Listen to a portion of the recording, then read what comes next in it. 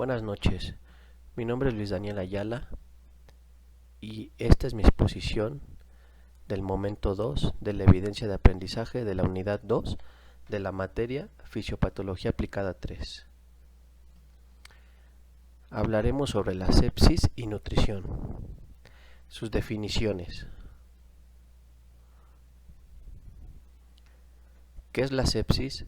Es un síndrome integrado por numerosas anormalidades fisiológicas, patológicas y bioquímicas, inducidas por una infección sospechada o documentada clínica y o microbiológicamente con uno o más de los criterios de síndrome de respuesta inflamatoria sistémica, abarcando toda situación de disfunción de órganos que compromete seriamente la supervivencia del enfermo y que es causada por una respuesta desregulada del huésped a la infección. ¿Qué es el síndrome de respuesta inflamatoria sistémica? Es una afección grave por la que se inflama todo el cuerpo, con criterios englobados como temperatura corporal mayor que 38 grados centígrados o temperatura menor a 36 grados centígrados, frecuencia cardíaca mayor que 90 latidos sobre minuto, frecuencia ventilatoria mayor a 22 inspiraciones por minuto o presión del dióxido de carbono en sangre arterial menor a 32 miligramos de mercurio o conteo de leucocitos mayor a 12.000 células sobre milímetro o 4.000 células sobre milímetro o presencia de mayor que el 10% de bandas inmaduras. Algunos de sus criterios y fases son 10 criterios para diagnóstico de sepsis. Temperatura corporal mayor a 38 grados centígrados o temperatura menor a 36 grados centígrados. Frecuencia cardíaca mayor a 90 latidos por minuto. Frecuencia ventilatoria mayor a 22 inspiraciones por minuto. O presión del dióxido de carbono en sangre arterial menor a 32 miligramos de mercurio. Leucocitos mayor a 12.000 o menor a 4.000 células sobre milímetro. O leucocitos normales, con más del 10% de formas inmaduras. Cambios abruptos en el estado mental. Edema significativo o balance hídrico positivo, mayor que 20 mililitros sobre kilogramo en 24 horas. Hiperglucemia, glucosa en sangre, mayor a 120 miligramos sobre decilitro, en ausencia de diabetes. Proteína C reactiva, mayor 2 veces el valor normal. Procalcitonina, mayor a 2 veces el valor normal. Saturación de sangre venosa mixta de oxígeno, mayor que 70%. Menciona las dos fases del estrés metabólico en la sepsis y en qué consiste cada una. Fase EBB, también denominada como fase de hipometabolismo o choque, se caracteriza primordialmente por hipovolemia, hipotensión, hipoxia tisular e hipometabolismo. Los cambios observados durante la fase de hipometabolismo se deben a la intensa actividad simpática que ocasiona caída del gasto cardíaco y con ello disminución del transporte y consumo de oxígeno, el gasto energético y la temperatura corporal. Todo ello asociado a un aumento de las concentraciones sanguíneas de la glucosa, lactato y ácidos grasos libres. Fase flow, reconocida esta como la fase de hipermetabolismo, se desarrolla en el periodo post-reanimación, luego de alcanzada la estabilidad hemodinámica y la correcta saturación tisular de oxígeno. Durante la fase flow existe un aumento del gasto cardíaco, la frecuencia cardíaca y respiratoria del transporte y consumo de oxígeno, de la temperatura corporal.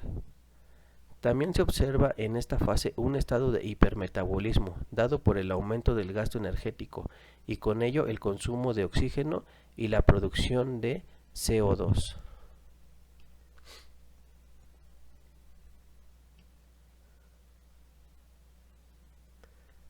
¿Cuál es el incremento del gasto energético en una persona con sepsis? El gasto energético suele incrementarse entre 1.5 a 2.0 veces sobre los propios del estado basal del individuo, pero suelen observarse aumentos mayores en dependencia del tipo y la gravedad del estrés. ¿Qué es la falla orgánica múltiple en la sepsis? Se define como la disminución potencialmente reversible en la función de uno o más órganos, que son incapaces de mantener la homeostasis sin un sostén terapéutico, contribuyendo a la mala utilización periférica de la energía metabólica. Menciona 10 alteraciones fisiopatológicas en la falla orgánica múltiple. Se deprime la gluconeogénesis hepática, por lo que puede aparecer hipoglucemia. Aumenta la concentración sanguínea de ácido láctico, con la consiguiente acidosis metabólica. Disminuye la capacidad del hígado para sintetizar proteínas. Se incrementa la producción hepática de urea y con ello la elevación de los valores de la misma en la sangre del paciente. Se agrava la desregulación del medio interno, añadiendo el riesgo de una encefalopatía hepatoamoníaca. Disminución tanto de la captación hepática como la oxidación de las grasas. Disminución del aclaramiento sérico de los triglicéridos. Desarrollo de la hipertrigliceridemia. Se reduce la tasa de cetogénesis. La lipogénesis se incrementa, lo que se traslada al aumento del cociente respiratorio. ¿Cuál es la función del soporte nutricional en la sepsis? Si bien se acepta que el soporte metabólico y nutricional debe formar parte de las medidas de tratamiento del paciente séptico, no se ha demostrado de forma concluyente que el soporte nutricional mejore la supervivencia o prevenga las complicaciones de la sepsis, ya que escasean las evidencias sobre los beneficios y la efectividad del soporte nutricional en la sepsis.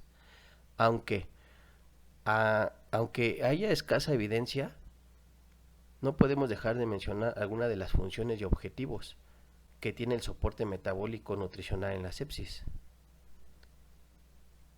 Uno de ellos sería evitar la desnutrición y las consecuencias de esta sobre las funciones de los diferentes órganos y sistemas, proveer el aporte adecuado de nutrientes para contrarrestar las alteraciones metabólicas que tienen lugar en los pacientes con sepsis, y 3, sería prevenir el desarrollo de complicaciones secundarias como la falla multiorgánica y la sobreinfección. En particular, ¿cuál es la función de la nutrición enteral y cuándo se debe de indicar en la sepsis? La nutrición enteral puede asistir en la preservación de la integridad de la mucosa intestinal y de esta manera prevenir la translocación bacteriana, para muchos, el evento desencadenante de la disfunción orgánica. Además que se han observado beneficios de esta práctica sobre objetivos secundarios, tales como la reducción de la incidencia de complicaciones infecciosas, acortamiento de la duración de la ventilación mecánica y disminución de los días de internación en la unidad de cuidados críticos. El inicio de la nutrición enteral debe ser precoz, esto es, dentro de las primeras 24 a 48 horas del diagnóstico de la sepsis, y dadas las consecuencias fatales de la isquemia intestinal, parece prudente que la nutrición enteral se inicie tras la resucitación adecuada del paciente. ¿Cuáles son las consecuencias de la nutrición enteral en la sepsis? Riesgo de isquemia cuando se inicie la nutrición enteral en un paciente séptico, sobre todo si está inestable hemodinámicamente, pero la incidencia publicada de isquemia intestinal asociada a la nutrición enteral suele ser baja, sobre todo si se trata de la nutrición postpilórica. Los estudios sobre la nutrición enteral temprana en la sepsis que han comparado la prescripción de objetivos energéticos disminuidos, el paradigma de la subnutrición, contra objetivos energéticos completos han sido inconclusos. En 4 estudios no se observó ningún efecto de la subnutrición sobre la mortalidad. Uno de ellos registró una menor cantidad de complicaciones infecciosas. Los demás revelaron una mayor frecuencia de diarrea y residuo gástrico elevado, y un aumento de la incidencia de las complicaciones infecciosas después de nutrición enteral energéticamente completa. Por lo tanto, nada contraindica la administración de nutrición enteral en las fases tempranas del choque. Nutrición completa o trófica. ¿Cuál? La nutrición enteral con objetivos energéticos al 60 o 70% de los requerimientos estimados o la nutrición enteral trófica con aportes limitados hasta 500 kilocalorías sobre 24 horas es probablemente una mejor estrategia nutricional en la primera semana de evolución de la sepsis grave y el choque séptico, aunque el tope energético de la nutrición enteral trófica es todavía arbitrario y se ha derivado de los resultados de 2 estudios de implementación de la misma en un rango de 240 a 480 kilocalorías sobre 24 horas. Además, se ha de señalar que las estrategias descritas de subnutrición, nutrición trófica, no excluyente el avance en las metas energéticas según se compruebe la tolerancia del paciente. Mientras que, sin duda, el daño sería posible si se le aporta al paciente la energía que supuestamente necesita.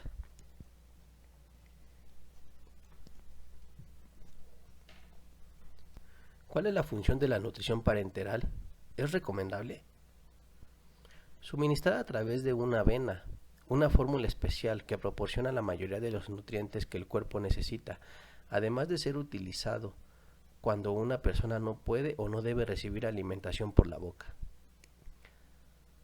Respecto a que si es recomendable o no, el Instituto Nacional para la Salud y la Excelencia Médica del Reino Unido considera que el debate entre la nutrición parenteral y la nutrición enteral debería ser considerado como inútil y en consecuencia abandonado. ¿Por qué? Porque estas vías de nutrición son en realidad distintas técnicas que sirven un mismo objetivo, lo que finalmente ha quedado claro que la vía parenteral no debería utilizarse si la enteral es suficiente. ¿Cuáles son las recomendaciones de carbohidratos, lípidos y proteínas en el paciente séptico? Dada la compleja situación metabólica en la que podría haberse envuelto el paciente séptico, la energía no proteica debería observar la proporción 70-30 a favor de los glúcidos. En dado caso, los aportes de macronutrientes quedarían de la siguiente manera. Carbohidratos, el porcentaje diario se da el 70%, de 5 a 6 gramos sobre kilogramos por día. Los lípidos sería el 15% de un porcentaje diario, de 1 a 2 gramos sobre kilogramos por día, e igual las proteínas, quedarían en un 15% de porcentaje diario, de 1.2 a 1.5 gramos sobre kilogramos por día. Por su atención, muchas gracias.